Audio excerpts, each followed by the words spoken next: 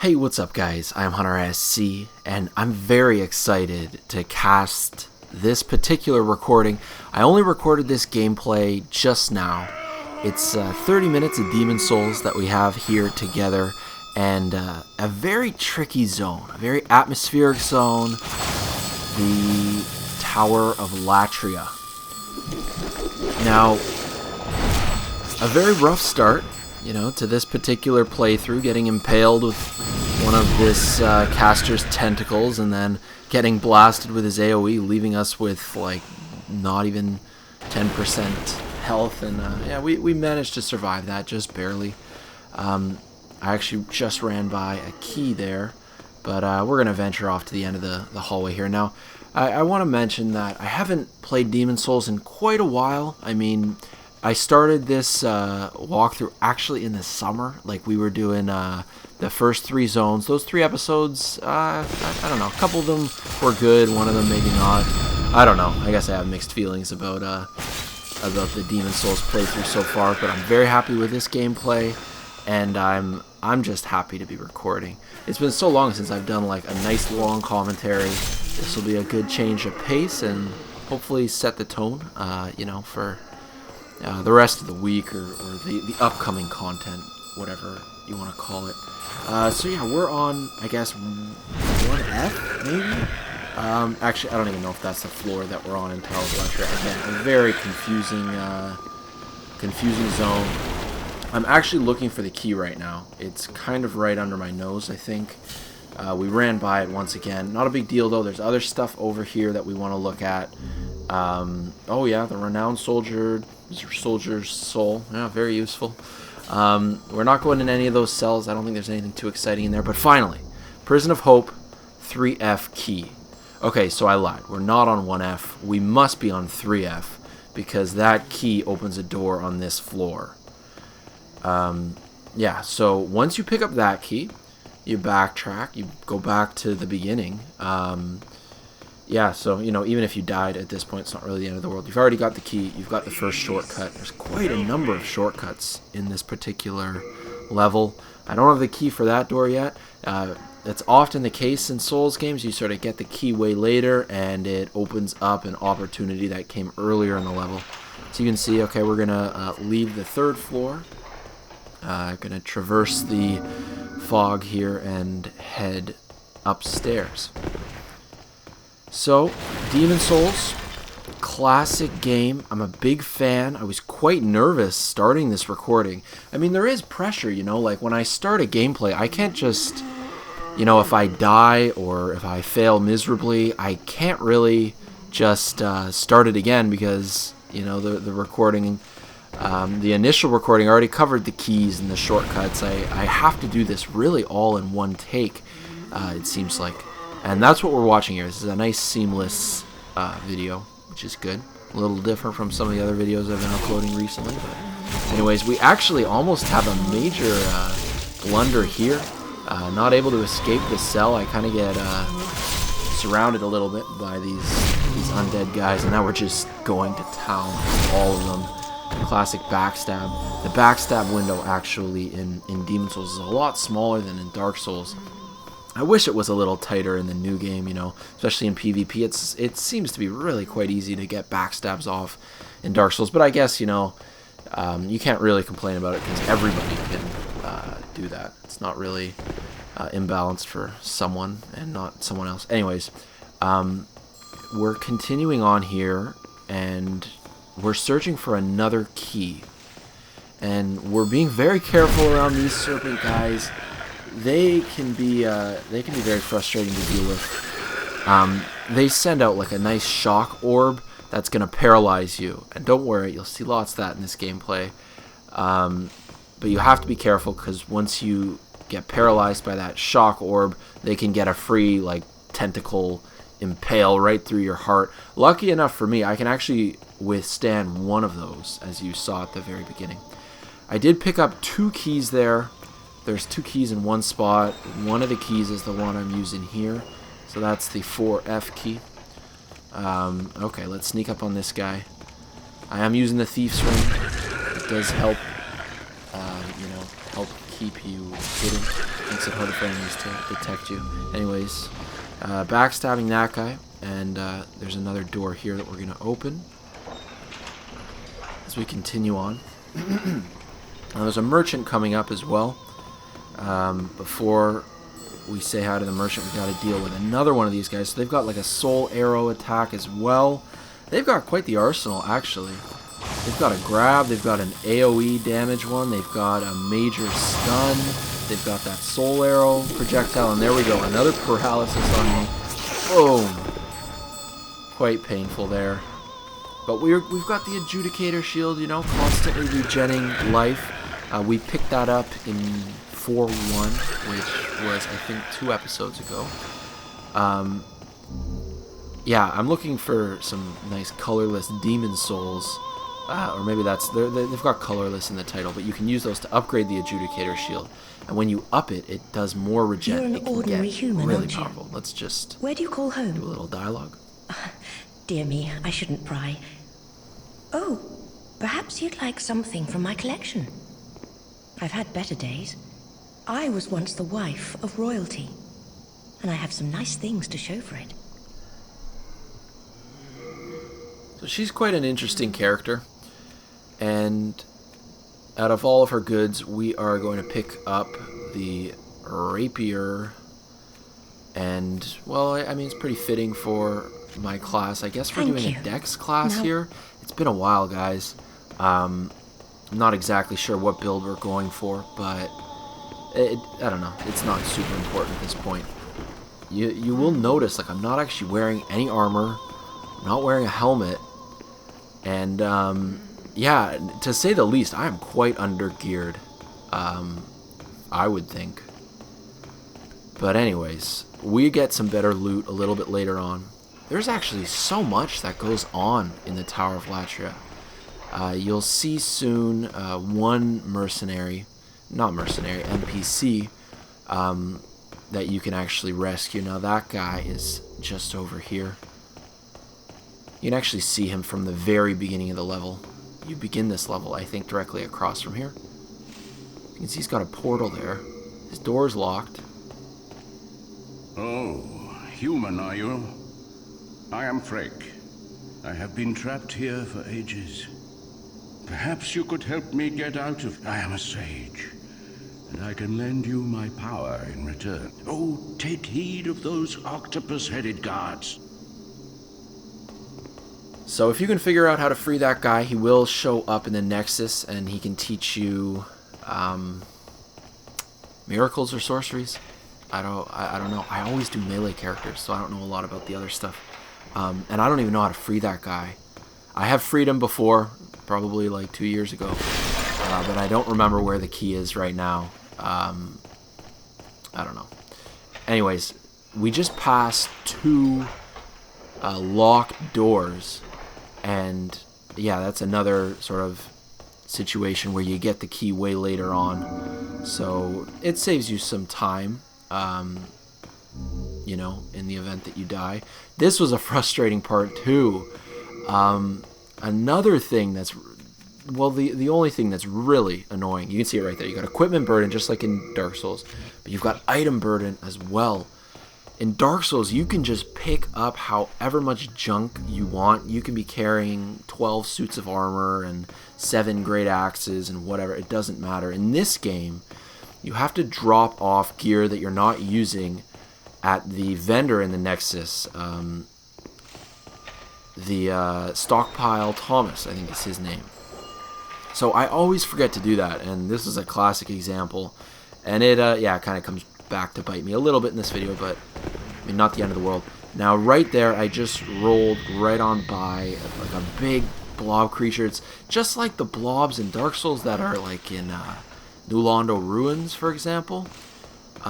Pretty similar, but anyways, so we've run by there. You can actually see how careful I am being when I'm running here. And, well, you'll see why that is in a little bit. Another situation where I'm overburdened, really frustrating, but I saw that this was the Fluted set, definitely a set that I want, so I'm just gonna quickly get rid of a few things that I don't need. The Fluted set, the sort of the iconic armor set for Demon Souls. You know, featured on the cover in different ways. For like, there's the Japanese release, which had like one cover, and then the American one, even a European one, I think was red instead of blue. And then like in the intro cinematic, you've got the classic Demon Souls Knight rocking that fluted armor. Really sick intro. If you haven't seen it, I'm sure you can YouTube it. Demon Souls intro. Very nice cinematic there. I think I picked up the fluted helm, gloves, and boots, but I left the fluted armor there, which I kind of regret doing. But then again, I like having that, you know, quick roll, and I mean, I don't even have enough equipment burden to wear a helmet now, so that won't be an issue for too long. Hopefully I can find another suitable armor.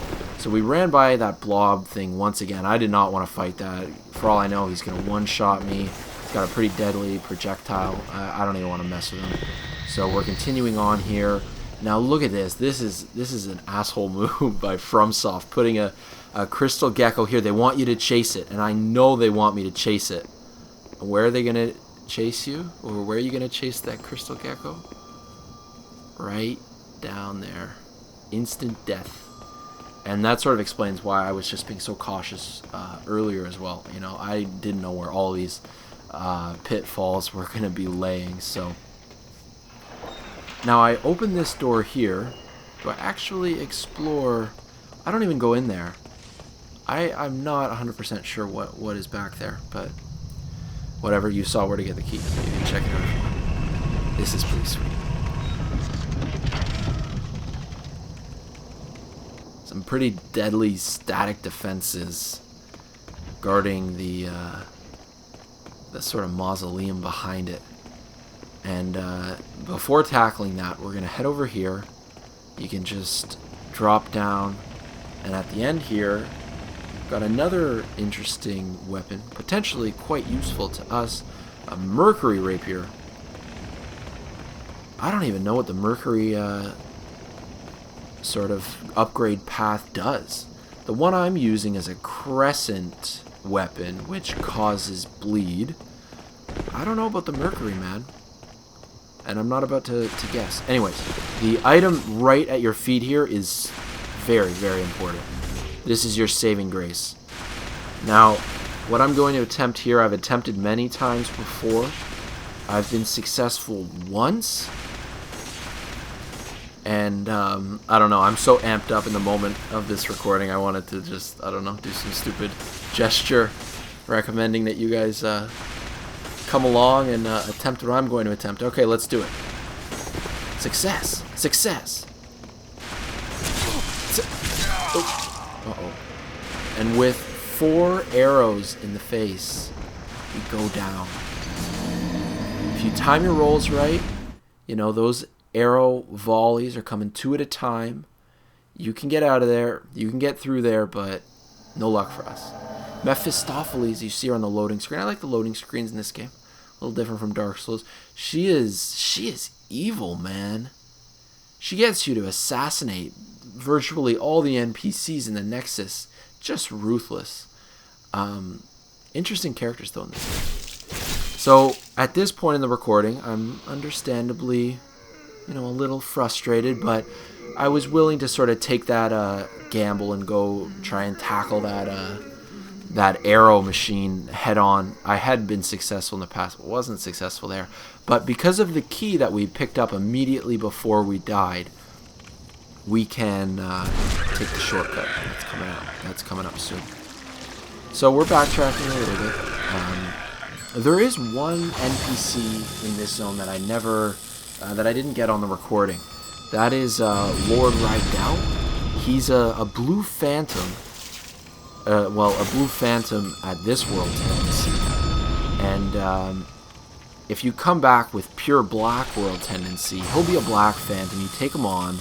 He's got an interesting weapon. It's like a phosphorant pole. Seems like a monk, like Daibo kind of thing.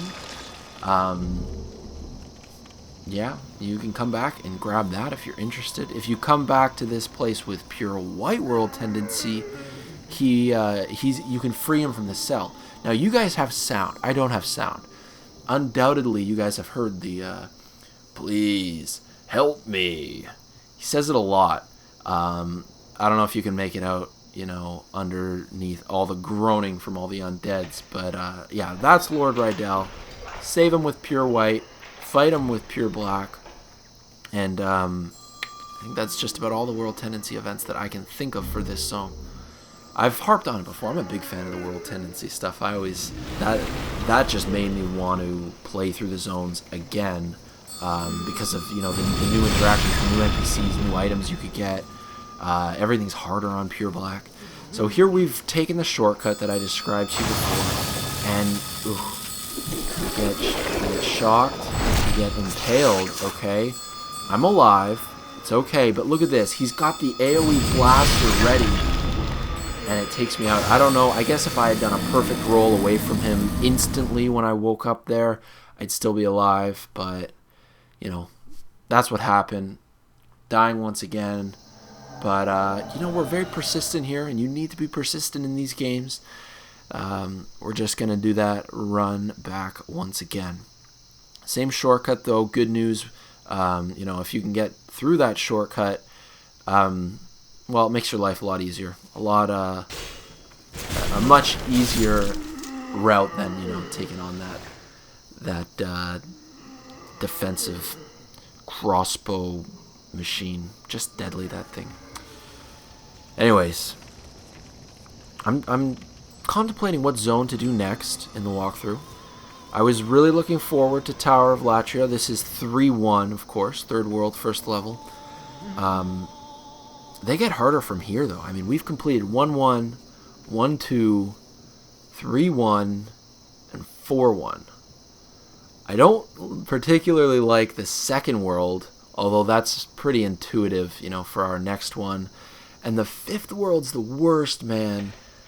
That's why I feel like I've been putting off this walkthrough a little bit, because I know how hard those final zones and Demon Souls are, and recording them is going to be a real bitch, but we're going to have to just do it. Okay, so we had bad luck with that first door. We took the second door this time. They both lead to the same room. We managed to backstab that first guy, and then we get a light hit off, so there's... Oh no, there's only one left. And, I mean, as long as you can get these guys in kind of an open area, you can circle them a little bit, and ideally get that backstab on. You'll be in pretty good shape.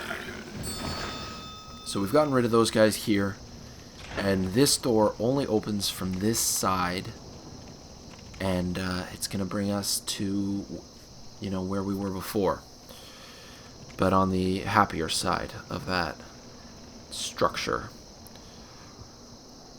Okay. I'm not sure if there's, you know, a ton of great loot that we missed. I mean, we got that Fluted Armor Set. That's a pretty sick armor set. You know, just with regards to its weight and defense properties, pretty effective. You can see there with just a simple flip of that lever, that machine just closes right down and is not going to be an issue anymore. Then again, you really have no reason to be on the other side of the machine anyways at this point, so wouldn't make a whole lot of difference turning it on or off. Then again, I guess I was a little bit thoughtless in that there's a ton of loot on that bridge. I turned off the machine. There's like 5 pieces of loot we could have gone and picked up, but oh well. We're moving on here now. There's 2 towers you can go up. We're going up the first one, and there is well, you'll see what's coming up. A treasure at the end here. It's the Silver Catalyst. If you're doing some kind of build that, you know, uses... I don't know, maybe I shouldn't pretend to know exactly what I'm talking about when it comes to all the magic and miracles and sorceries and whatnot. Silver Catalyst, I think, is good if you're specializing... Sorry, if you're not necessarily specializing in all the magic stats. Like, the same way the Elysial wand in Dark Souls is good if you have a low intelligence score, whereas other wands are better if you've got a high intelligence score. So I think the Silver Catalyst is good if you're not going all-out magic, but you still want to use it a little bit. I think that's accurate. We'll go with it. I'm gonna correct it if that's off, but no big deal. Just add an annotation or something. So that's the loot that's up that first tower. I wasn't sure which one to do first, but yeah, I guess looking back, I would have just skipped that, frankly, but just because that item is not exactly super necessary for my build. Second tower, we're gonna head up here. There is a good amount of sort of running around at this point, but that's okay. The action kind of picks up a little closer to the end here. Anyways, so what's coming up? I mean, we put up a Dark Souls video last night, right? That Dark Souls for Artorias the Abyss, that walkthrough, took me so many tries to cut that damn tail off, man. Second half of that video is pretty good, pretty action-packed. Got pretty into it with the video editing and the slow-mo tail cutting, a bloody mess last night doing all of that. But it was fun. It was fun. Gonna change the pace here with Demon Souls, and you know, we'll see. Maybe we can sort of swap back and forth. I want to try and get one video up, you know, ideally every night. You know, maybe just 5 nights a week or something. But yeah, we'll see what we want to do next. Now this guy here, another humble simple soul. I do not wish to interfere. I won't cause you trouble. I won't. Well, I believe him, but he has to die anyway. You have to kill off him. I mean, you see that he's casting some kind of magic. There's that aura, you know, at his feet there. And once you kill him off, you can actually open the door into that boss chamber. If you don't kill him off, it's like locked magically, and you got to come up here. So anyways, at this point I'm realizing that the Fluted Gauntlets are lighter than the previous ones I were using that came with my Temple Knight build. So I'm actually going to throw those Murden leggings on the ground and the gauntlets as well, just because I see that there's loot down here and I want to be able to pick it up. So this is a part you actually have to be quick on. Examine the remains. Widow's Lotus, pretty useless, although that's what you need to counteract what this NPC is attacking you with, I believe. So you can't even see who's shooting the arrows at me because black phantoms are harder to detect than regular enemies, but once you get in range there, we've got this black phantom, a quick backstab, but really not doing a lot of damage. I mean, that's just maybe 15-20% of their health bar. Yeah, so we now go toe-to-toe. This is a very even fight for sure, just in terms of our sort of damage output and hit points. Although I have like no armor on, and yeah, I take a bit more damage than she is. I do have her bleeding though. I did mention before, you know, crescent weapons are going to cause bleed, so that's going to count up continuously. Yeah, that's a bleed effect that's completely different from the new game as well. In Dark Souls, once you build up bleed on your opponent, and eventually their bleed meter fills up, and it tears a big chunk of their life down all at once. But in Demon Souls, you can see it's just continually counting up and up, very slow drain, sort of like poison. So, very low health. Very low on health is this Black Phantom. Not Dark Spirits, like Black Phantoms in this game.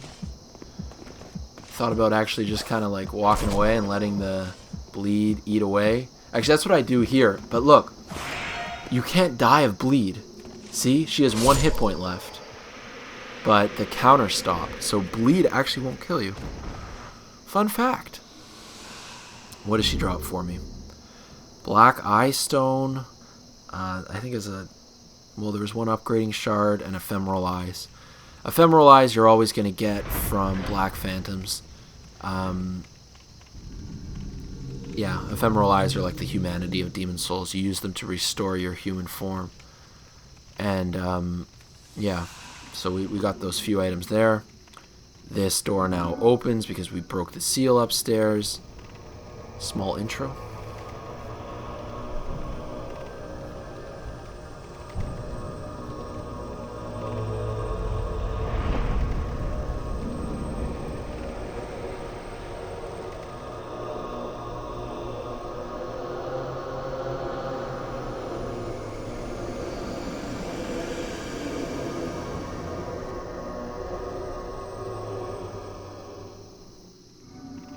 Interesting boss. She's got tattoos on her face. She's got 4 arms. Fool's Idol. So you're going to want to rush her right away. Do as much damage as you can before she disappears. Normally she does a bit of an animation when she disappears. I didn't really see it there. And then this is where it gets tricky. I mean, all the pews are in your way, so it's kind of hard to be mobile. There's a good number of undeads around that can stagger you and just hurt you in general, so they can be kind of annoying too. And then, of course, the boss has multiplied herself and done the decoys, I guess, hence the name Fool's Idol.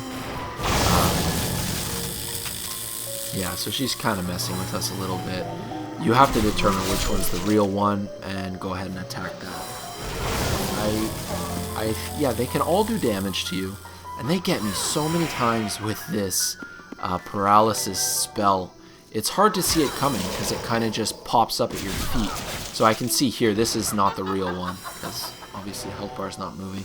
So as soon as you identify one as a decoy, just move right along, find another one.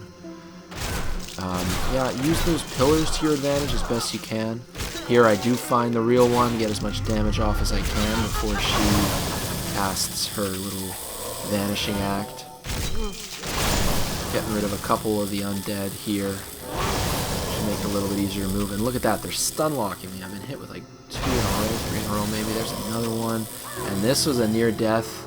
That pillar saving my life. If I wasn't as close to that pillar, I would be dead. Rolling through that, and once again, guessing right, getting a lot of good damage in. It's too bad that you can't make the bosses bleed. Now, this is a bit of a tricky part. Well, I'm just saying that because I just played through it. I have trouble finding the correct Fool's Idol here. Oh no, maybe it's coming up soon. Very low health now. She's only got like 5% health. We're looking to be in good shape. Feeling pretty good. That one's a decoy. So, and yeah, you can actually keep an eye on the floor as well when you're trying to dodge those paralyzing, like, I don't even know what you call them. They just appear in circles on the floor, and if you're standing in that circle, there it is. Yeah. Pretty bad effect, especially if they get a couple of those soul arrow volleys off at once. That damage can add up pretty quickly. I think I've identified this one as the real one, but I'm wrong. So, despite the fact that she's got so little health left, you can never really count this boss out because it's a bit of a guessing game. Is this the real one? Yes, it is. We've got it, and we take her out. I'm so happy. Demon was destroyed.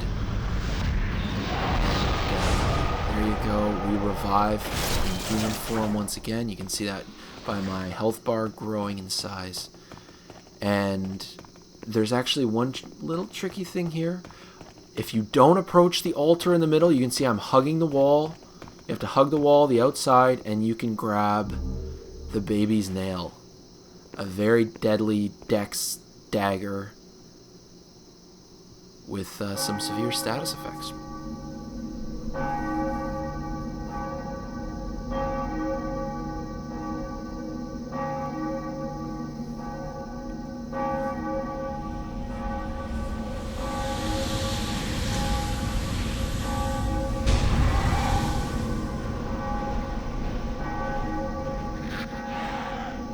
Does this remind you of something from Dark Souls?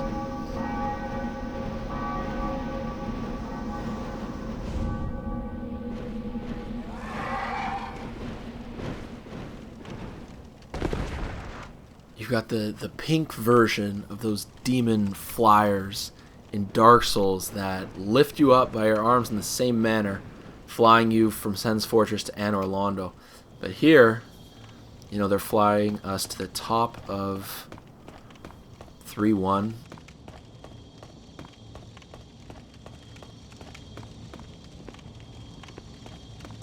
Anyways, yeah, they've flown us up here. They bring us to this Arkstone. This is the beginning of 3-2. Another really cool zone. I don't know if we'll do 3-2 next or what. We'll decide soon. Thanks a lot for watching this episode of our Demon Souls walkthrough. I'm looking forward to next time. Take care, guys. I'm HunterSC. Peace out.